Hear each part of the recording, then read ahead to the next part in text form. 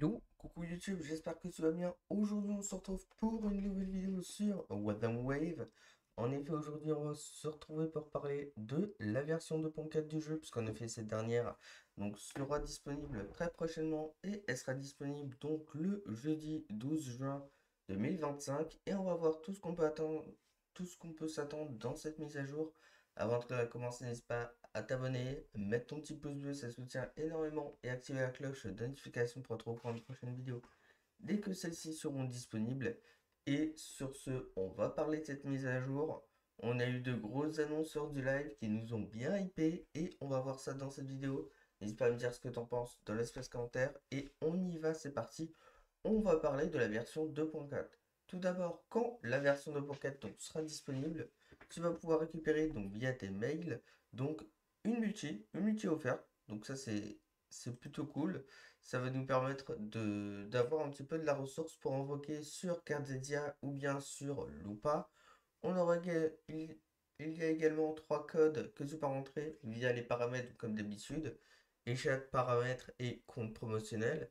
Ces trois codes s'affichent à l'écran comme d'habitude. N'hésite pas à les rentrer très très rapidement puisque ces derniers sont limités dans le temps et ils expirent donc le 1er juin. Donc à partir du dimanche 1er juin, les codes ne seront plus valables.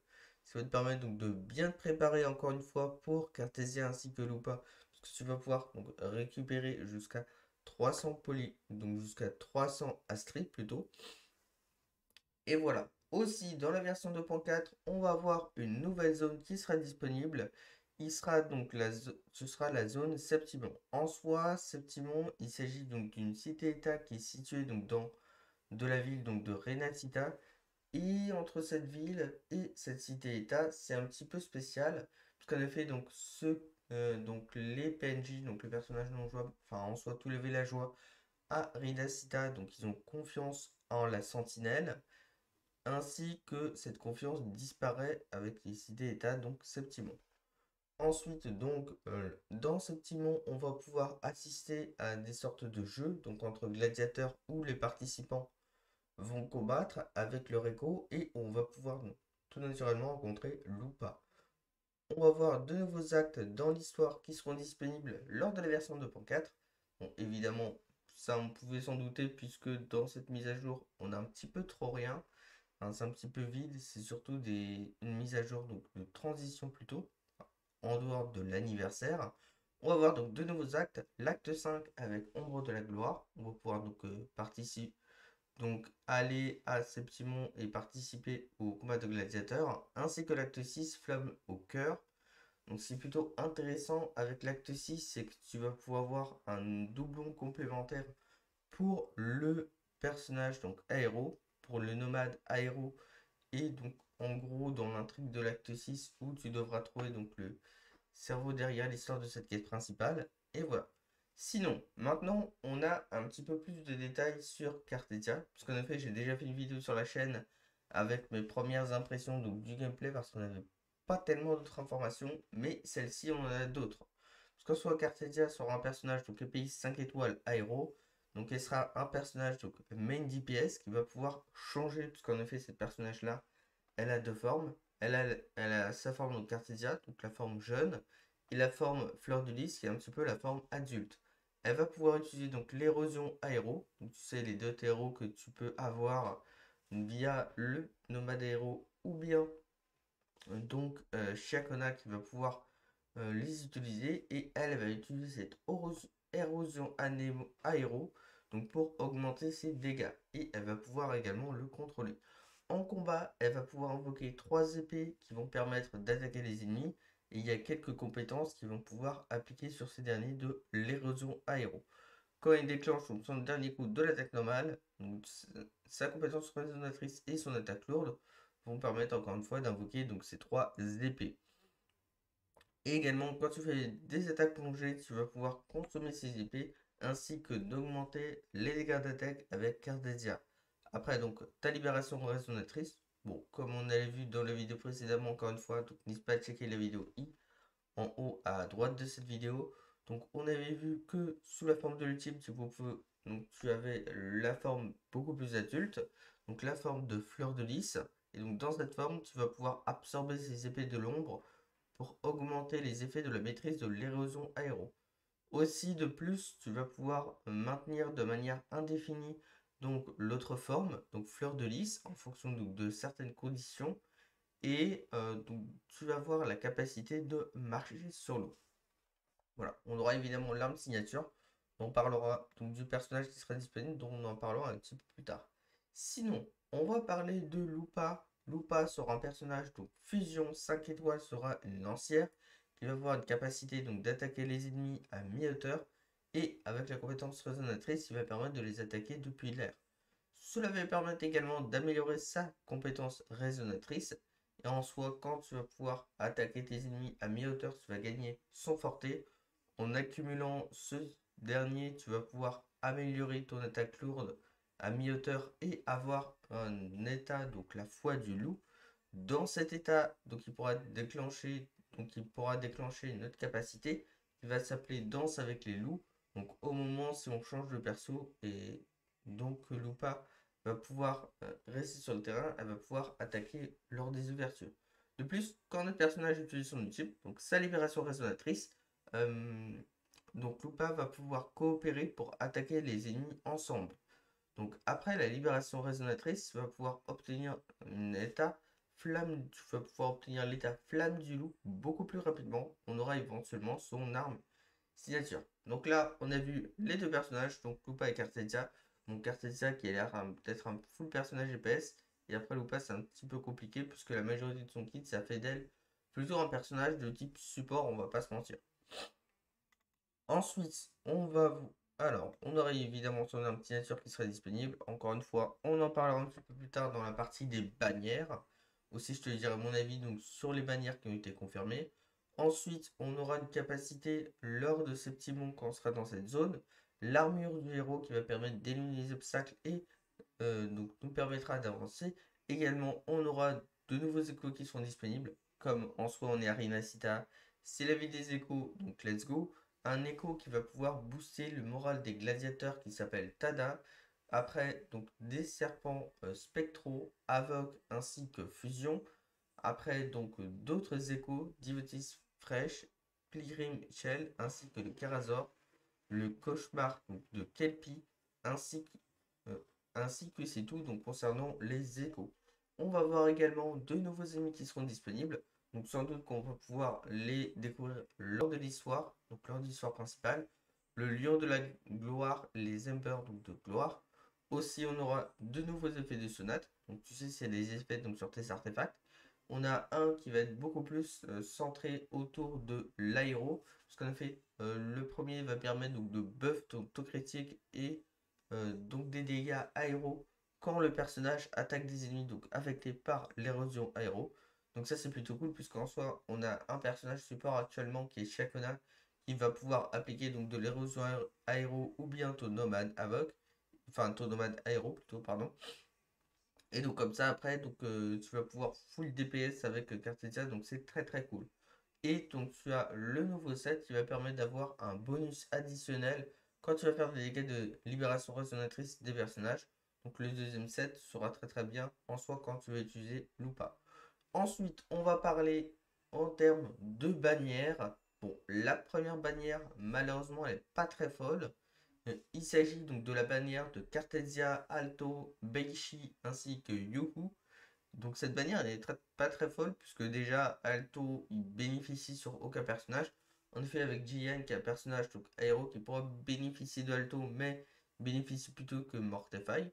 Donc aussi Beishi qui est un bon personnage quand tu débutes le jeu mais bah après elle se fait remplacer par d'autres meilleurs healers qu'on a sur le jeu.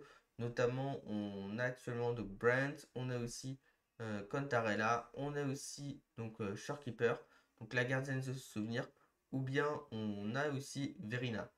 Donc voilà, elle se fait très facilement remplacer Beishi et après on a Yuhu.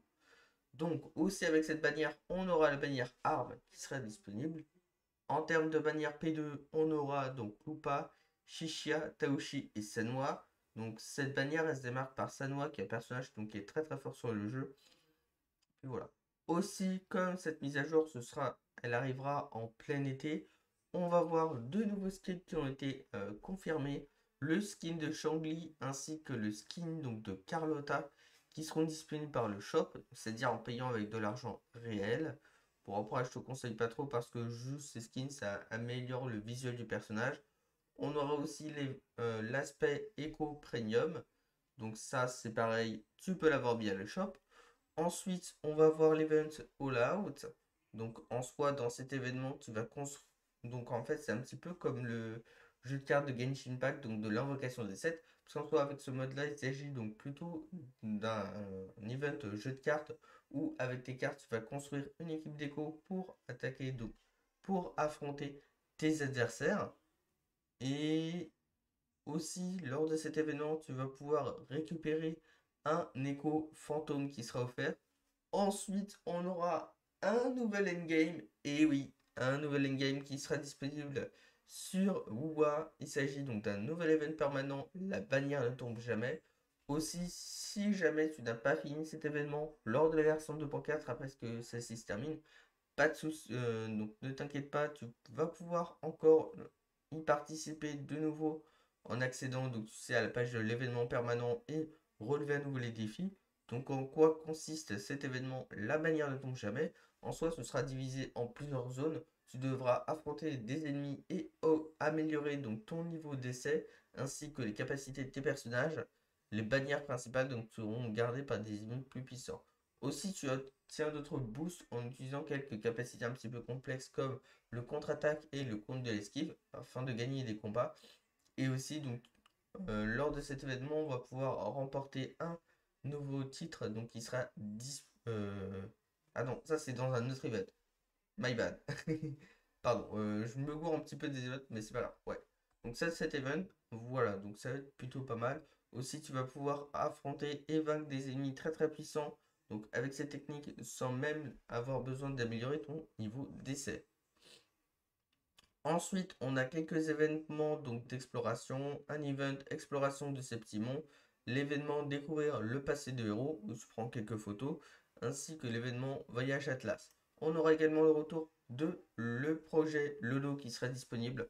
C'est avec des jetons, c'est une sorte de loterie où tu vas voir des récompenses, notamment des vœux perma qui seront disponibles.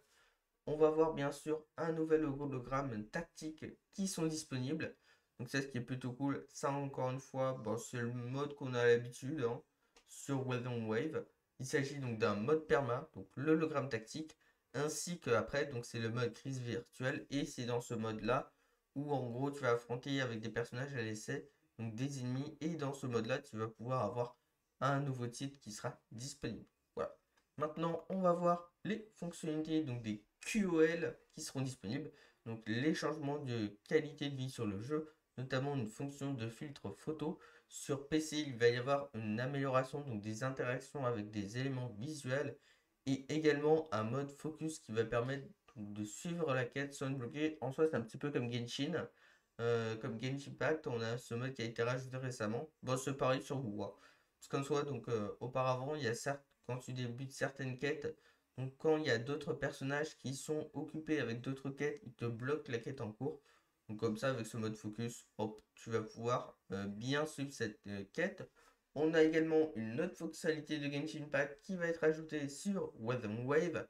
C'est-à-dire qu'en soi, quand tu vas build un personnage et que tu ne sais pas trop comment le build, donc niveau arme ou notamment niveau écho, etc. Et bien en fait, grâce à ça, et aussi grâce aux statistiques de ces personnages-là, tu vas voir donc d'autres statistiques en effet. Donc, il s'agit plutôt d'un pourcentage des joueurs et certains créateurs de contenu qui sont plutôt investis sur le jeu. Donc comment ces derniers ont bien build le personnage. On aura également prochainement un programme avec les fans qui sera disponible, ainsi que le meilleur pour la fin, l'annonce de 6 personnages qui seront disponibles sur le futur. Aussi dans cette vidéo, on va voir quelques rumeurs, puisqu'en effet après le live d'annonce, on a eu quelques rumeurs concernant ces personnages-là.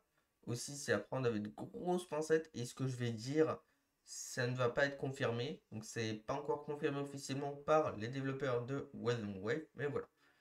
Ensuite, donc, on a eu l'annonce de 6 personnages, dont Frolova qui pourrait potentiellement être disponible Donc lors de la version 2.5, bon, de toute façon, n'hésite pas encore une fois à t'abonner et activer la cloche de notification pour être au courant des prochaines vidéos. Si tel est le cas, donc quand il y aura le drip marketing de la 2.5, je te tiendrai informé. Donc Frolova, prochain personnage, un personnage donc, qui potentiellement Avoc et amplificateur.